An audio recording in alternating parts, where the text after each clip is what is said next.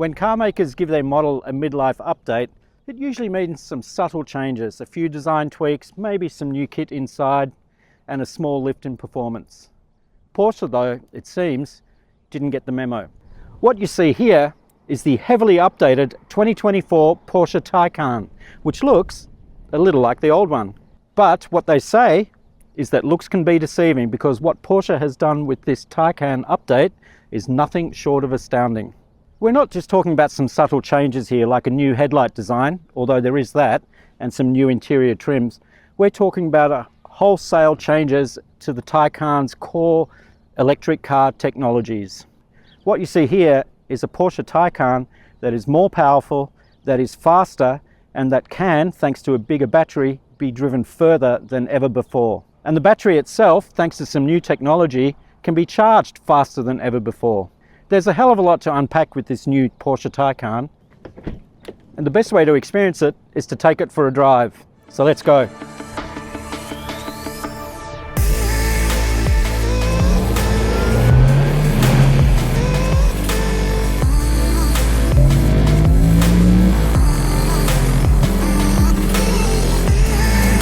The new Porsche Taycan will land in Australia in the middle of this year. We'll initially get 7 variants, 4 sedans and 3 Cross Turismos, priced from $175,100 for the entry-level rear-wheel drive sedan to $374,200 for the Turbo S sedan. The high-riding wagon Cross Turismo is priced from $198,000 for the all-wheel drive 4 to $310,400 for the Turbo model. Australia will not, at this stage, be getting the regular Sport Turismo station wagon range.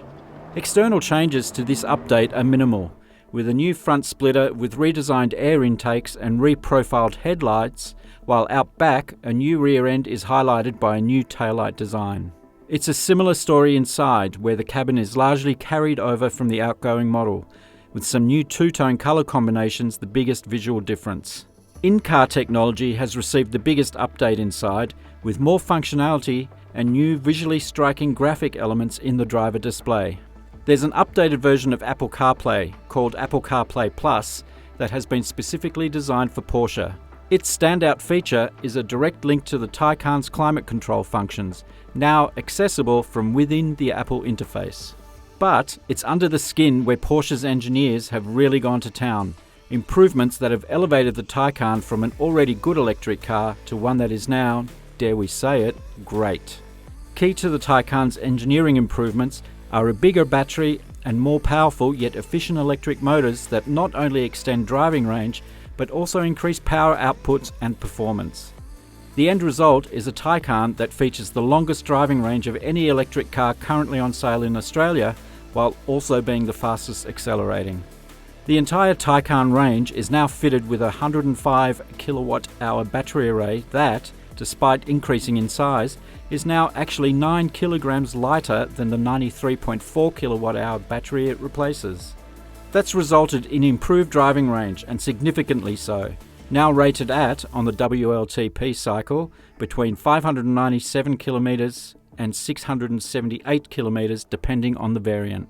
The biggest winner is the entry-level rear-wheel drive Taycan, which, with its 678 kilometres, claims the mantle of longest driving range of any electric vehicle on sale in Australia today. Performance has been boosted across the lineup as well, with improvements in acceleration. The entry-level rear-wheel drive can complete the sprint from standstill to 100 kilometres an hour in 4.8 seconds, some 0.6 seconds faster than previously. At the other end of the spectrum, the Taycan Turbo S shaves 4/10 off its sprint time, now stopping the clock at 2.4 seconds. And new for this update, and adding even more drama in theatre, is a Formula E-inspired push-to-pass function. It adds 70 kilowatts in 10-second bursts at the press of a button located on the steering wheel. Standard air suspension has improved ride comfort, while an even more advanced Porsche Active Ride setup does a tremendous job of keeping the Taycan at a constant ride height while all but eliminating body roll. It's a remarkable system. We spent time in the 4S sedan and turboed Cross Turismo at the revamped model's international launch, and the news from behind the wheel is nothing short of astounding. Yes, the new Taycan is faster in a straight line than ever before, but it's the way in which it holds the road that truly highlights how significant the changes under the skin are. Both of the cars we drove were fitted with the optional Porsche Active Ride suspension setup that offers a perfect blend of comfort and performance. There's no harshness to the ride and little in the way of excessive road noise, the Taycan cosseting its occupants from road nasties with ease.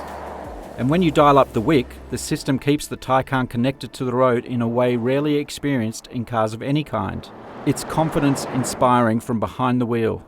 A confidence that demands you explore the Taycan's expanded and prodigious limits even further. Here is an electric car that can be driven like a sports car, that behaves like a proper sports car, one where the headline-grabbing straight-line acceleration is just one tiny part of the equation. As a driver's package, the new Taycan excels. Easy to drive sedately, dollops of fun when driven harder and with purpose. Marvellous. Sadly, our time behind the wheel was all too short, giving us merely a taste of what to expect when the range lands in Australia in the middle of this year. We'll be sure to dive even deeper into the new Taycan range when it does arrive locally. For now though, first impressions, count as they must, are good. This is a car that has been improved in every measurable metric. But crucially, it's in the intangibles where Porsche has excelled with this midlife update, the new Taycan an even more engaging car to drive. And that takes some doing, because the old one was pretty bloody good. It's just that this new one is even better. As always, be sure to hit like on this video and subscribe to our YouTube channel.